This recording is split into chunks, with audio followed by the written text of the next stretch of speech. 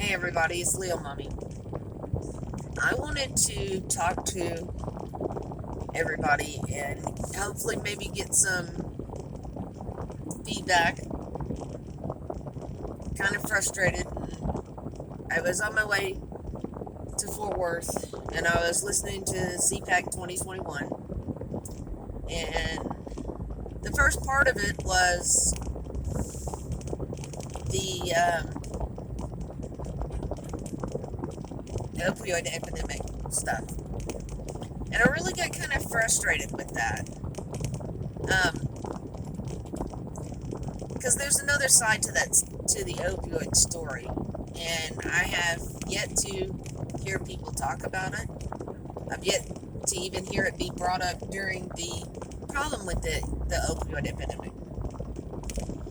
Now, there's another side, and I first want to say, for those of you who don't know, I was a police officer for over 20 years. And, I am not pro just everybody being on opioid drugs. I'm not. I got hurt, and then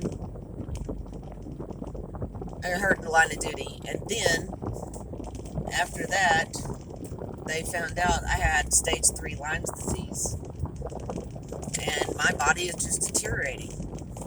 I was wheelchair bound for almost 3 years, worked my butt off to try to get strengthened back up to get out of that chair for my kids. I raised 2 kids during that time. My husband did, and I did what I could. But now, 10, 12 years later, I'm faced with a problem. The issue that happened the other day. I have an intrathecal pain pump. And part of my regimen is I get coddle injections 3-4 times a year. Now, a coddle injection is an injection that goes in your tailbone, okay? And so it goes up around the spinal cord and helps with the degeneration and my walking. So, when they do the coddle injections, they would normally give me 5 or 10, I'm not sure, I think it's 10, of morphine after the procedure, okay? Now, the needle they do the injection with is about 8 inches long, okay? They put it all the way up into my tailbone, through my backside, into the tailbone, and it hurts, okay? I do it under sedation because I have severe procedure anxiety. And once I'm done, it's painful, so they give me a dose of medication. This last week when I was there, they said, the medical board has now said we can't give a dose of medication after procedures. And I'm just kind of scratching my head going, what the hell? Well, it's the opioid epidemic. They're cracking down on medication. They're even cracking down on medications that the doctors need during procedures and after procedures. They're telling them what they can and can't do. Now, these are not doctors. These are pharmacists and people that are not in the medical community, insurance companies, things like that, are telling my doctors what's the best way to treat me.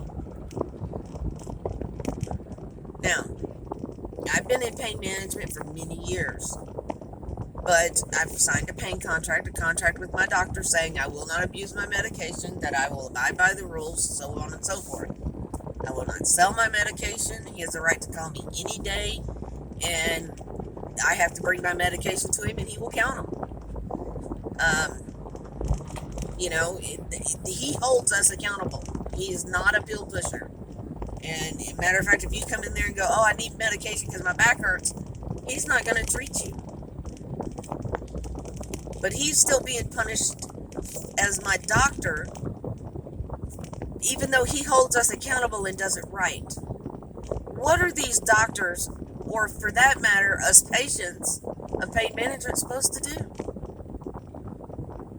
We do the right thing. We follow the doctor's orders. And all of a sudden now we're being punished? I would love for somebody to, call me up. I'd love to sit on a panel and talk to you about it. There is a way to do it without, the pill pushing, buying shit on the streets. A lot of it, if we didn't have this border problem, we wouldn't have as much problem over it. But the sad thing is, in talking to the other patients around pain management, is we're all seeing our future, where we're all going to have to become, illegal drug addicts, because they're not letting the doctors treat us. Leave it up to the doctors, people. They know what they're doing. And if you've got a doctor that's a pill pusher and just giving out medication and not holding people accountable, deal with them. Don't punish us for it. We're doing what we're supposed to do. There are people out here that live in significant pain.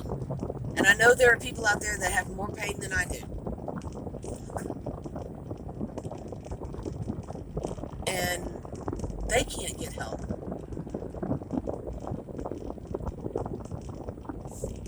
Somebody wants to talk about it.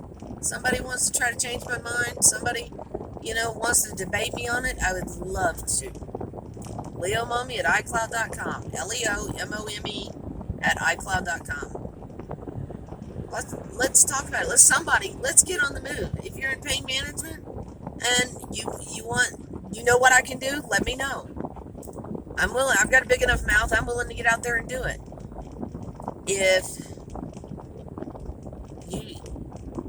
If you know what I can do, please contact me.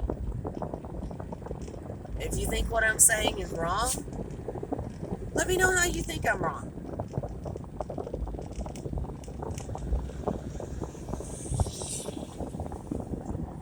Thanks, guys. And this doesn't just affect me. It affects veterans, police officers who've been shot and have lifelong problems from it. They're affected. The veterans are affected big time. My anesthesiologist, Amelia, said something the other day. I didn't even think about that. Is, back in the 50s and 60s, the young men who are in their 20s, are now in their 80s. And because there was a lot of manual labor back then, these men are dealing with a lot of physical pain, a lot of physical problems, and no one's helping them. The pain doctors are, but the pain doctors are at the point where they can't help them anymore. And it unproportionately affects the black and brown people out here. And so the Hispanics and the Black American, they're not able to get help. But if you're a rich white man, you can pay the doctor and get whatever you want. So because it's affecting the insurance companies, it's affecting those of us with Medicare or Medicaid that need the help. Okay? So someone that hears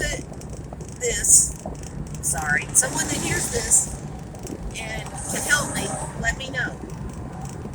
Appreciate it.